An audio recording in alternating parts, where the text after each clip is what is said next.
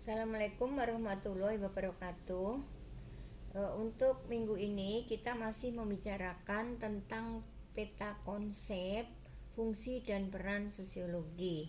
Nah, untuk minggu kemarin kita sudah membahas dua sub, yaitu hakikat manusia sebagai makhluk individual dan sosial, dan gejala sosial yang terjadi di lingkungan masyarakat.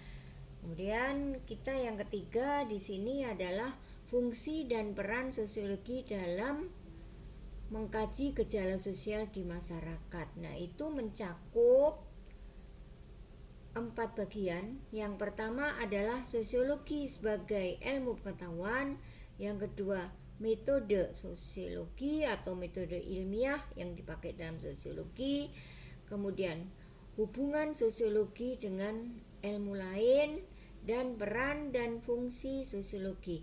Nah, untuk minggu ini kita akan membahas dua macam saja, bahkan yang lebih banyak adalah satu macam, karena yang semacam ini sudah kita bahas pada pertemuan kedua, yaitu sosiologi sebagai ilmu pengetahuan.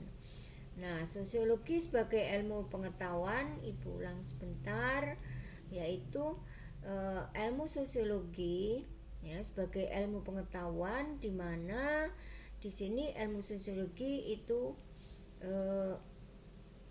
ilmu yang diperoleh dari suatu penelitian sosial yang berdasarkan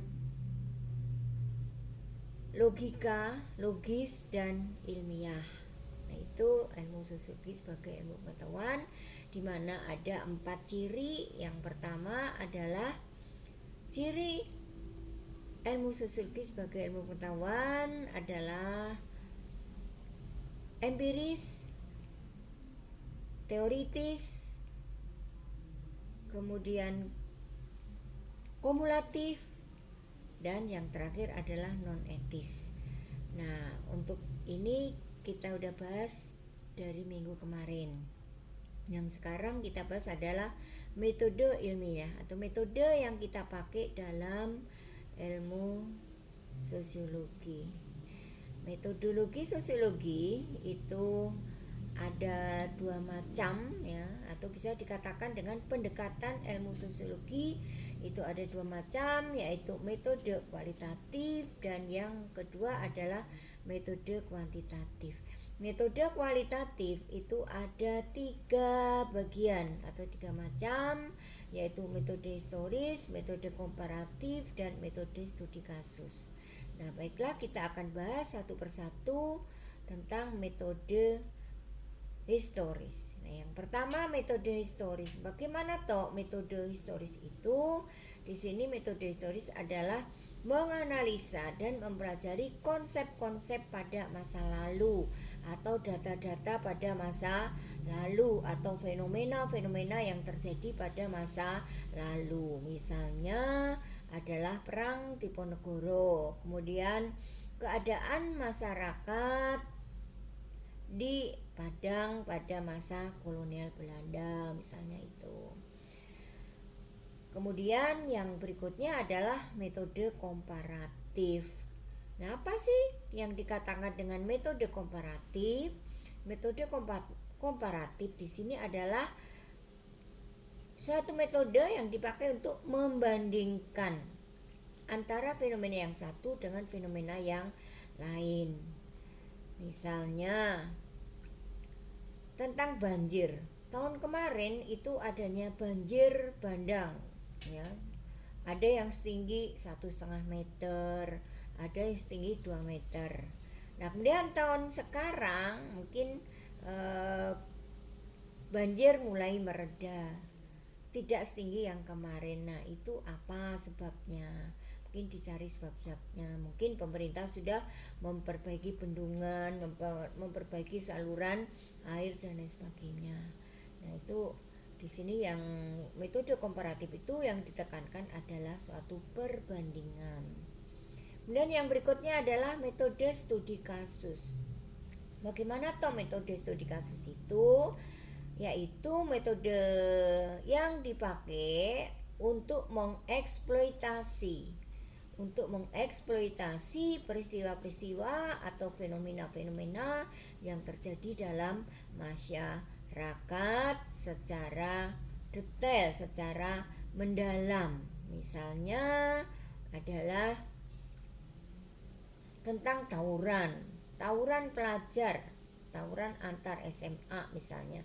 Nah, di sini tentu saja yang dibahas adalah siswa mana dengan siswa mana, apa sebabnya, kapan, di mana, kemudian bagaimana jalannya tawuran, dan yang berikutnya adalah adakah korban dari tawuran itu dan apa dampak daripada tawuran itu, misalnya seperti itu. Kemudian berikutnya bagaimana sih tanggapan masyarakat tentang tawuran itu, misalnya seperti itu. Kemudian yang berikutnya adalah metode kuantitatif. Metode kuantitatif di sini mencapai 5 bagian. Ya, ada 5 bagian. Yang pertama adalah metode statistik, yang kedua metode sosiometri, dan yang ketiga metode induktif, yang keempat metode deduktif, yang kelima adalah metode empiris. Nah, sekarang yang pertama adalah metode statistik. Yang bagaimana sih metode statistik? Di mana metode statistik itu adalah untuk mencari data-data fenomena-fenomena yang terjadi pada masyarakat dengan statistik. Dalam arti di sini menggunakan data-data yang berupa angka. Kemudian metode sosiometri. Apa tuh yang dikatakan dengan metode sosiometri? Di sini adalah metode sosiometri untuk mempelajari tentang hubungan antar individu dan kelompok, atau mempelajari tentang jejaring hubungan antara individu dengan individu dan individu dengan kelompok. Jadi pendeknya di sini metode sosiometri yaitu ilmu yang dipakai atau metode yang dipakai untuk menganalisa, untuk mempelajari tentang jejaring interaksi antar individu dan antar kelompok. Dan berikutnya adalah metode induktif. Nah, metode induktif di sini adalah suatu metode di mana pembahasannya dari khusus ke umum. Nah, misalnya di sini adalah pemberian bantuan, misalnya pemberian bantuan tentang bencana COVID-19 ini. Siapa saja yang dibantu di sini? Terutama masyarakat Jakarta misalnya, karena di Jakarta yang sangat banyak sekali yang tertimpa musibah COVID-19. Nah, selebihnya adalah masyarakat luas, mungkin seluruh Indonesia yang mengalami dampak dari COVID-19. Dan yang berikutnya metode deduktif. Metode deduktif tentu saja kebalikan dari metode induktif, di mana metode induktif ini yaitu dari umum ke khusus. Misalnya, semua warga negara Indonesia berhak mendapatkan bantuan sembako dari presiden. Nah, khususnya masyarakat Jakarta ini tidak hanya dari presiden saja, tetapi termasuk dari gubernurnya. Itu misalnya seperti itu. Kemudian yang kelima adalah metode empiris.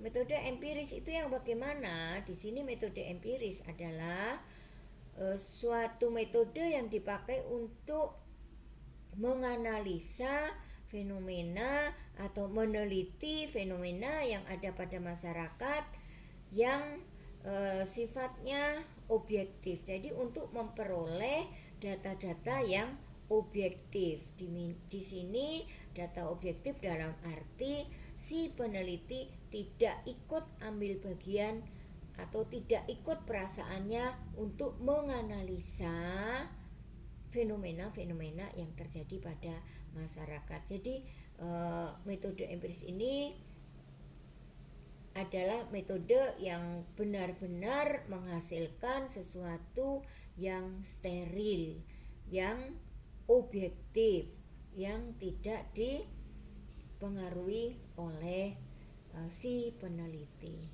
Nah, kemudian yang berikutnya lagi, apa sih sebenarnya metode kualitatif?